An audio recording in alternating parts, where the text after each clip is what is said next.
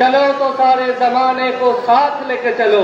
সারা প্রজন্ম জুড়ে, সারা প্রজন্মকে সাথে নিয়ে বাংলার ছাত্র সমাজ আজকে কলেজ স্ট্রিটের বুকে এসে মিলেছে।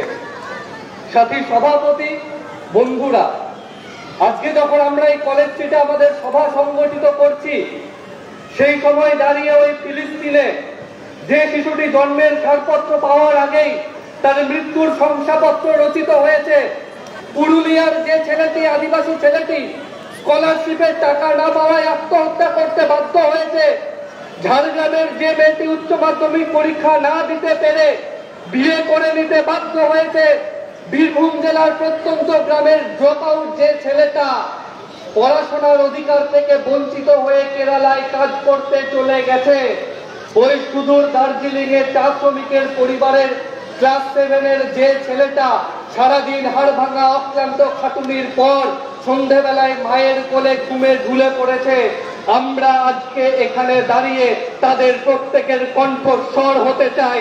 তাদের প্রত্যেকের কণ্ঠস্বর হয়ে এই কলেজ স্ট্রিটে অধিকারের সমাবেশ সংগঠিত করছি। যারা এসেছেন তাদেরকে লাল সালাম। দীর্ঘ 1.5 মাস 2 মাস ধরে যারা আমাদের ছোট ছোট সভাগুলোতে মিলিত হয়েছেন তাদের প্রত্যেককে লাল সালাম, সংগ্রামী অভিনন্দন জানাই।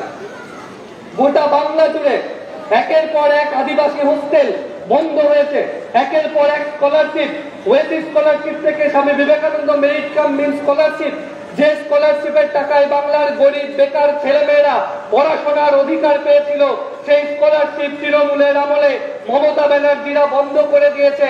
আর উল্টো দিকে দাঁড়িয়ে অনুব্রত মণ্ডলেরা গরু বালি সমস্ত কিছু চুরি করে তাদের পকেট ভরিয়েছে, লুঠের সাম্রাজ্য গড়ে তুলেছে। এই সময় দাঁড়িয়ে একদিকে আদিবাসী হোস্টেল বন্ধ হয়েছে, তাদের পড়াশোনার অধিকার ক্ষুণ্ণ হয়েছে, আর মমতা ব্যানার্জিরা দেউচাপাচামিতে দাঁড়িয়ে বলছে বাংলার গোটা এশিয়ার বৃহত্তম কয়লা খনি তৈরি করবে। আসলে গোটাটাই বরং নাটক করছে। ওই দেউচাপাচামিতে গরিব আদিবাসীদেরকে গৃহচ্যুত করে ঘর ছাড়া করে মমতা ব্যানার্জিরা ওখানকার পাথর আম্বানি আদানিদের হাতে তুলে দেওয়ার চেষ্টা করছে। গোটা বাংলার খনিজ সম্পদ, গোটা বাংলার মানুষের পকেটের টাকা প্রত্যেকটা দিন লুট হচ্ছে।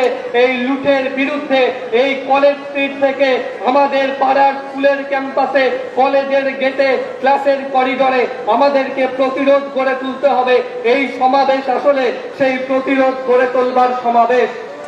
যারা বলেছিল 2011 সালের পর যে কলেজের ক্যাম্পাসে রাস্তাঘাটে স্বাধীনতা, গণতন্ত্র, সমাজতন্ত্রের পতাকা ধরবার কেউ থাকবে না, সবার জন্য শিক্ষা চাই, শিক্ষা শেষে কাজ চাই, এই স্লোগান দিয়ে ক্যাম্পাসে মিছিল করার কেউ থাকবে না, 2 টাকার ফলিও কেটে মেম্বারশিপ করবার কেউ থাকবে না, যারা গতকাল রাত্রে গোটা কলেজ স্ট্রিট জুড়ে আমাদের পতাকাগুলোকে তুলে দিল, আমরা বলতে চাই তাদেরকে কান ধরে ডেকে এনে আজকে কলেজ স্ট্রিটে দেখিয়ে বলো যে বিপ্লবের মৃত্যু হয় না, জিপ কেটে নিলে আর ফাঁসিতে চড়ালে। তাই আজকের কলেজ স্ট্রিটে ছাত্রছাত্রীদের মাথায় গোটা কলেজ স্ট্রিট উপড়ে পড়ছে।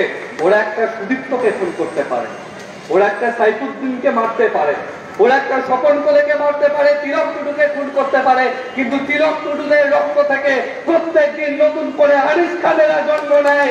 আর ওই আরিফ খানেরা আমাদের আদর্শ, সেই আদর্শ বুকের ভিতরে নিয়ে ক্যাম্পাসে ক্যাম্পাসে ছাত্র সংসদে স্বাধীনতা, গণতন্ত্র, সমাজতন্ত্রের পতাকাকে ওড়াতে না পারা পর্যন্ত আমাদের লড়াইয়ে কোনো ক্ষমা পূর্ণচ্ছেদ পড়বে না।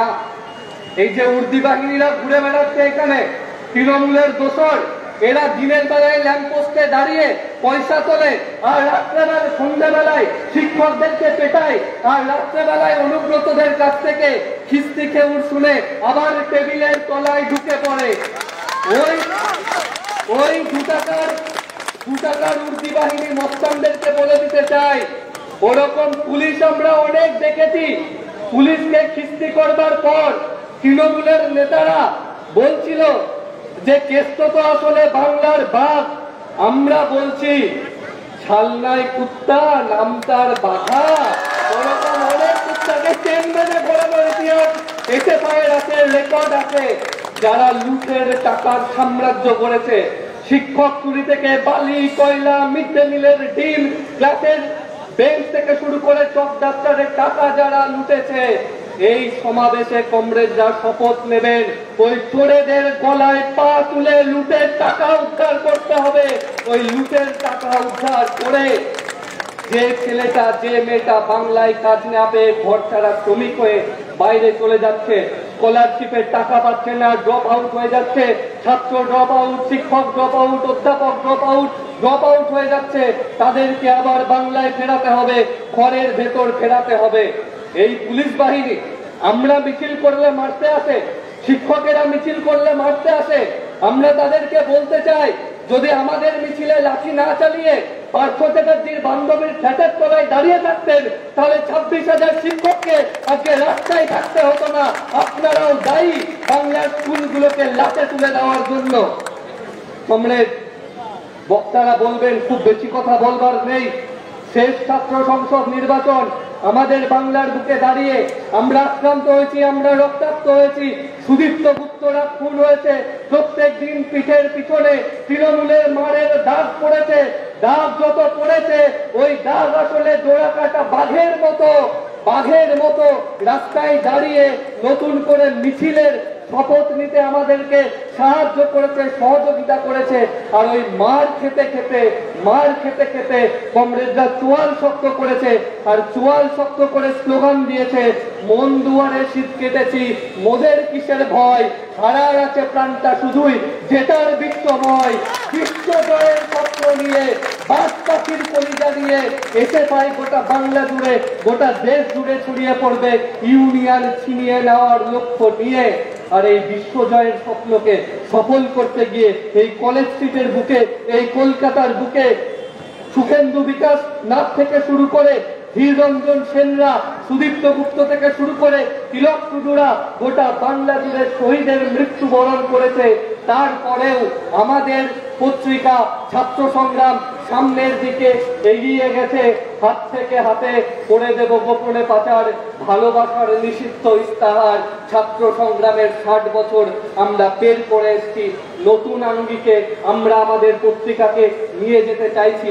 আমি অনুরোধ করব, আমাদের এখানে উপস্থিত আছেন আমাদের সংগঠনের সর্বভারতীয় সম্পাদক কমরেড ময়ূর দা এবং আমাদের সংগঠনের সর্বভারতীয় নেত্রী কমরেড দীপশিতা ধর।